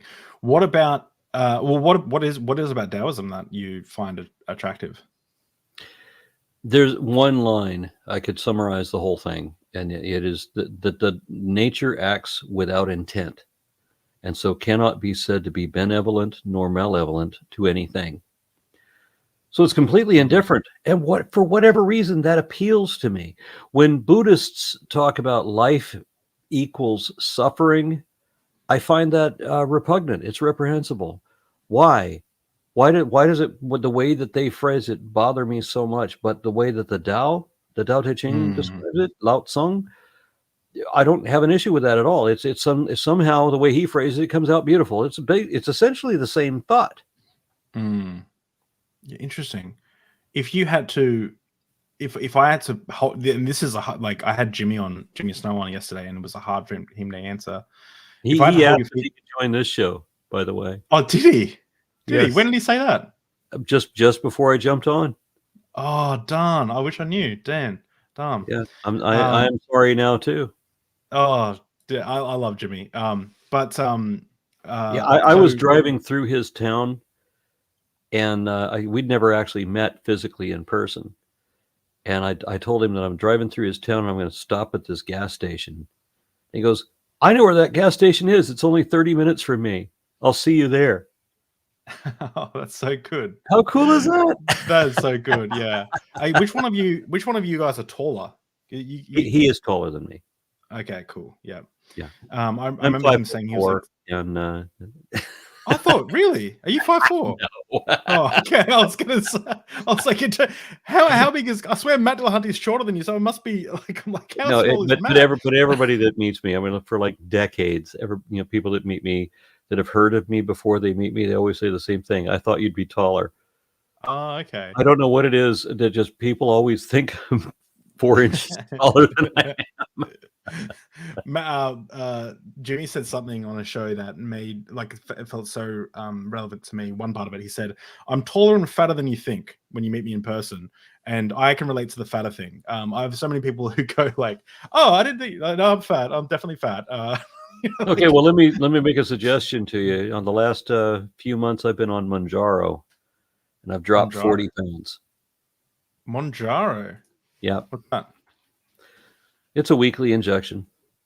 Oh, okay. Yeah, but 40 pounds so far. Okay. So that's for type 2.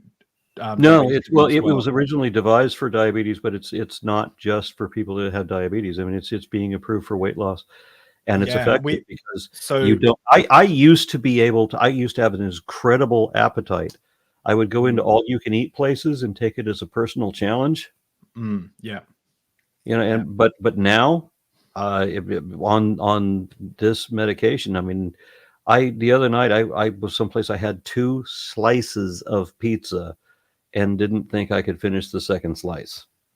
Yeah. So I actually talked to my doctor about this. Has turned into this is only interesting to us, but I talked to my doctor about actually this exactly because my barber suggested the same thing. But in Australia, it's become earmarked for type 2 diabetics because there's a worldwide shortage. So we can't actually use it for weight loss in Australia yet. So my doctor has put me on, like, I'm seeing a dietitian and I'm starting an exercise regime and stuff as well. But yeah, I've tried a lot of things. I just love food and alcohol and cheese. So yeah, well, I'm at the age where I know how to eat good. And that contributed to a lot of weight gain too. When I figured out what good food is like and how to get it and how to cook it myself. I mean, I make pretty good chili. Once I figured out how to make chili, I make really good chili. Yeah, it will light your ass on fire. I need to, Deep Drinks is planning on doing some documentaries in the future, and one of them I'm hoping to come to the United States and do some in-person interviews. If I can ever get to a location where you are, we need to have a chili off. You definitely will win. I'm not going to say you'll be able to handle more spice than I can. I've not even eaten a Carolina Reaper, and I've grown them. I will say though, I was cutting up Carolina Reaper, and I had gloves on, and I grabbed my glove and I peeled it back, and a bit of the juice was on my finger, and my skin flared up. When I was in the shower for the next 4 days, it hurt. I had to keep it out of the hot water because it burned still. I went to the shops, and my whole arm was inflamed, and I met some friends, and they go, "What happened?" And I said, "Oh, I was cutting up chili, and I touched it with a bit of the chili juice, and it's just flared up my skin." This is what people eat. Now I got to tell 2 short stories. Go for it. We went to Prince's Hot Chicken, the first hot chicken place in Nashville, the originator of the Nashville hot chicken. Before the building went down, we happened to be passing through Nashville, and we go to Prince's, the original location. And I asked for as hot as you can make it, and the woman laughed at me and said, "This is hot enough." And she didn't say "white boy" at the end of it, but that was kind of implied. So I had this, and my wife was very impressed that I managed to choke down the hottest chicken they could make in their Nashville hot chicken place. And I go into the bathroom. Remember, we're on a road trip, right? We're driving back to Texas from Nashville, Tennessee. So we got a good day of driving ahead of us. There's a sign in the door in the bathroom that says employees must wash hands after they use the restroom. There needed to be a second sign that says customers should wash hands before using the restroom. Yeah. Because I tell you, that was an uncomfortable couple of hours. I know. I heard this story about a guy who did the same thing. He did the same thing, but I think he tried to fix it, and so he touched him. He went to the toilet, and he said it was the most excruciating pain ever, just touching his old fella. And then he went to the shower, and he was drenching the water all over, and it went down to his ass and his balls. So now his whole crotch and balls and ass is on fire, and he's getting milk, and he's throwing milk and trying it for hours, just in excruciating pain. When you start eating Carolina Reaper, you said you haven't yet, but there's an interesting thing with Carolina Reaper. They tell you the thing about it so hot that it burns twice, right? Well, and of course I've had that. But when you get into Carolina Reaper, there's another way. It comes out in your urine. Oh, yeah. So it makes you think you need to maybe go down to that clinic and get tested. That. So yeah. So and then there's this place that's just a couple of miles from where I live, where they make the hottest wings that I've been able to find in this country. And I think I know this story, but go. It's so hot that it was coming out through my pores, my sweat glands. So the back of my neck and the fold of my arms. I'm on a hot day, and I'm eating these wings, and the wings were called "There Can Be Only One," and I was having 4. There's is this the one where you you drove away like humbled on your motorcycle, and you had to pull over and be like, "Oh God, that was yeah." I end up hiccuping a lot. Even if I have like a Thai bird's eye, it's not super hot for me, but I end up hiccuping heaps, and I can't stop hiccuping. And it's so funny. We used to live with the same person who worked at Australia Zoo. We used to live with them, and they thought pepper was spicy. They had a very UK. They're born in the UK. They had a very UK taste bud sense. Pepper was too spicy for them. They've never had anything with chili. The UK will fuck with you, though. I got my ass handed to me when I went to London a year ago, and we went to the Red Dog Saloon, and they gave us some wings that were coated with, and I had to taste it to understand what the hell they were talking about. They wouldn't tell me how they made it, but I recognized it because I have some of this at home. It's called the End. It's a laboratory extract pure capsaicin. It's 9 million Scoville. Yeah. And so they just caked this all over the chicken wings. And they gave me 6 wings. My wife and I had 1 wing each. And we're like, this is no. 9, that's laboratory extract pure capsaicin. That's cheating. Yeah. And what's super interesting is so I forgot what my chain of thought. Oh yeah, so that kind of touches on what I was talking about is I'd be, she won't even, this person we live with wouldn't even have any pepper, nothing, and I would eat chilies in front of her, like tasting them. Oh, this one's just come in, I'll taste it, and then I'll be coughing and sneezing and pacing around the kitchen like with my mouth on fire. I'm like, oh, it's delicious. Oh, it's so good. It's so delicious. And she's like, it doesn't look like you're having a good time. I'm like, no, it's really good.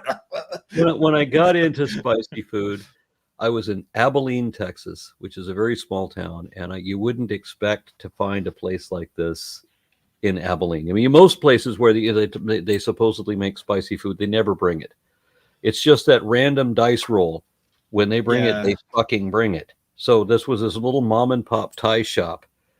And I should have known. The people that walked me in there were covered in tattoos. One of them had a pink mohawk and the other one had a green mohawk, and they were a married couple. Yeah. And we all pulled up on motorcycles. So they're both on Harleys and I'm on a Victory. So I should have known that they knew what the fuck, right? But anyway, I ordered for the Thai red chili. Thai red curry is hot as you can get it. Just cake it on, make it as hot as you can. And I remember eating all the way through this, sniffling, like just I'm feeling like I'm terribly sick. I'm going, this is good, man. And then and then like 2 hours later, I'm sitting on the toilet crying like a little girl. Yeah. Thinking, man, that was really good. So the do you know the story behind Smoking Ed Curry and his and the Carolina Reaper? Do you know that? No.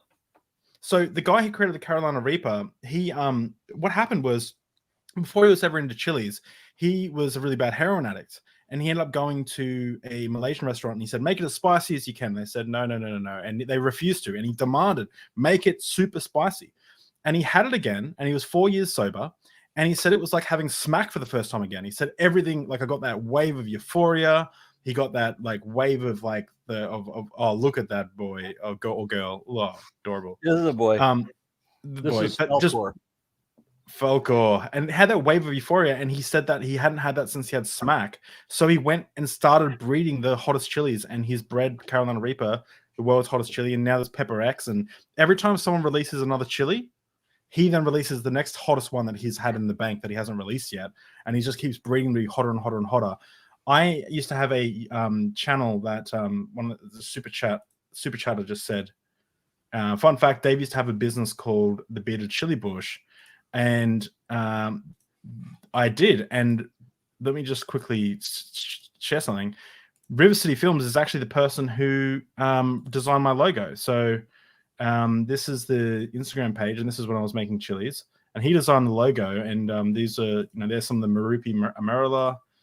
These are, you can see how big my backyard was. That's it. And I had 57 chili species in the back. Yeah. And someone at work designed this. This is some of my hot sauce. Yeah, I was going nuts for it. But anyway, Aron, I'll ask one last question because we are at time. And the question I want to ask is, and it's a question that was asked to Bill Nye, and Ken Ham. What, if anything, would change your mind? God could. Yeah, I mean, there's no way anymore. Wow, actually... There's no way anymore to show that the Bible is true. We know that it's not. That's done. There's over and done. I mean, there was no Adam and Eve. We know that the global flood of Noah's Ark, the Tower of Babel, all that shit. I mean, that's thoroughly disproved. That's not happening anymore now. So, is there a God? If it's not the Bible God, then there's still a possibility. Well, it really isn't literally even a possibility, but perhaps if there was a possibility, one could present one. I often say that you can't say that something is possible unless you can show a precedent or parallel or a verified phenomenon indicating that such possibility exists. Nobody's shown that, but God could. Now, logically, if God has infinite magic powers and he knows he has infinite ability to remain hidden, then it would be impossible to show that he's not there, right? But one of the first stipulations is if there is a God, the Bible's still wrong. There's no way to save the Bible. God could defend himself, but God could not defend the Bible. Yeah. It's like believing in a round circle or a married bachelor. There are too many inconsistencies or contradictions. Yeah, pretty much. Yeah. Well, that's actually, you said and that. I often say, when people say what kind of evidence would convince you, I often say that I'll take anything that qualifies as evidence.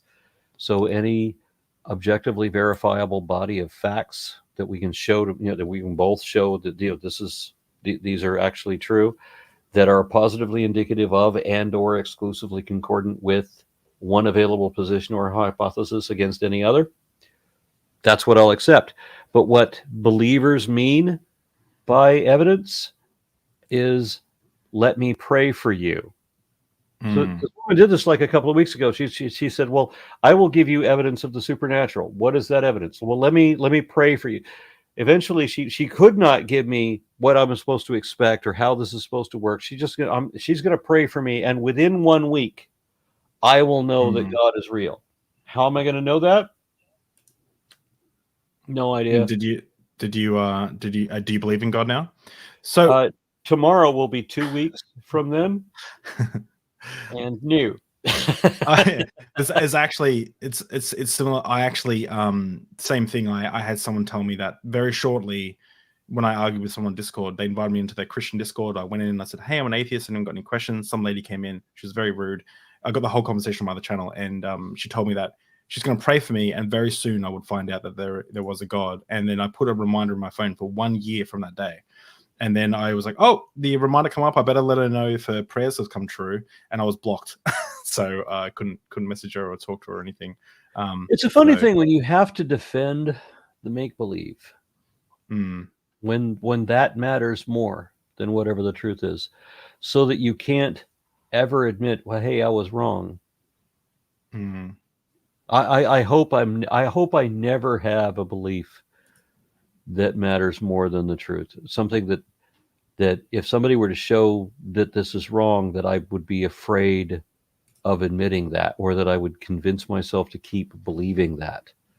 Because that, to me, that's the one thing that makes me more than anything else different from religious believers. You show me that I'm wrong, I will admit that I'm wrong. I'll stop believing that. It's happened a few times. And then you don't even have to prove that it's wrong. When I realize that I don't have sufficient reason to believe it in the first place, I've already stopped believing it. Yeah. Even if I really liked it. Well, I put the quote of what you said at the start there. Like, the truth doesn't have to be. The truth can piss you off, but at least it's better than believing a lie, which is what I read that I highlighted that in your book last night. I found it highlighted last night from when I read your book. And it's totally true. Guys, go check out the book. Once again, plug the book. It's a great book, and you have another book that's also out there, so you can click on Aron Ra and see all your work there. That's we are all apes. But there's another one I'm working on right now that I'm supposed to have done by the end of the month, or excuse me, by the end of the year, and that's going to be a challenge to get it done in that amount of time because I've been fucking busy. But I mean, I'm taking moments like this to do shows like this, and these are the moments when I get to breathe while I'm on camera, because these are the only times when I'm not like doing 5 other screens. Yeah, and trying to do all the research and composition that I can. But I'm doing something a lot. We're calling it Answering Genesis. Ooh. Yeah. Ooh. Oh, I'm already on board. Do a Kickstarter or something. I'll pay for that. I hope that my I try to create an environment first and foremost that's relaxing and enjoyable for the guests that come on, and I hope that I've been able to do that with you, and that's part of the reason why I'm glad you chose a beer. So I'm hoping that you found this interview enjoyable. I did. I'm also impressed with some of the people that listen to this. I'm seeing familiar names in the chat, for example, and you've got a couple of got a couple $high-dollar names in your chat comments. Yeah, I know. I'm so blessed with how this show has why do I use the word blessed? Oh, that feels a little gross, but I'm so happy. It kind of works for me. I mean, I often say that because I know how much it pisses off the believers when I say that that I feel as if my life has been blessed. Oh yeah, thank God I'm an atheist. Yeah, a friend of mine actually said that to me. I was talking to an old friend from high school way back. I've known her forever, and I said, "Well, I'm doing this weird ass tour. I'm doing a tour of Australia, and I'm doing a tour of Europe immediately following that. So I'm just like hopping through the United States and continuing on to Europe. We're doing like 5 cities in Pacifica, and then we're going to do 15 countries in Europe." And I'm like, "It's just a crazy schedule." And she goes, "Wow, this atheism thing is really working out for you. See, God really does have a plan." Yeah. Exactly. Well, thank you for coming on, and thank you to my amazing Patreon supporters, and for all the new members in the chat. I think a lot of you guys were gifted by someone in the last chat, but thank you so much for being here and interacting.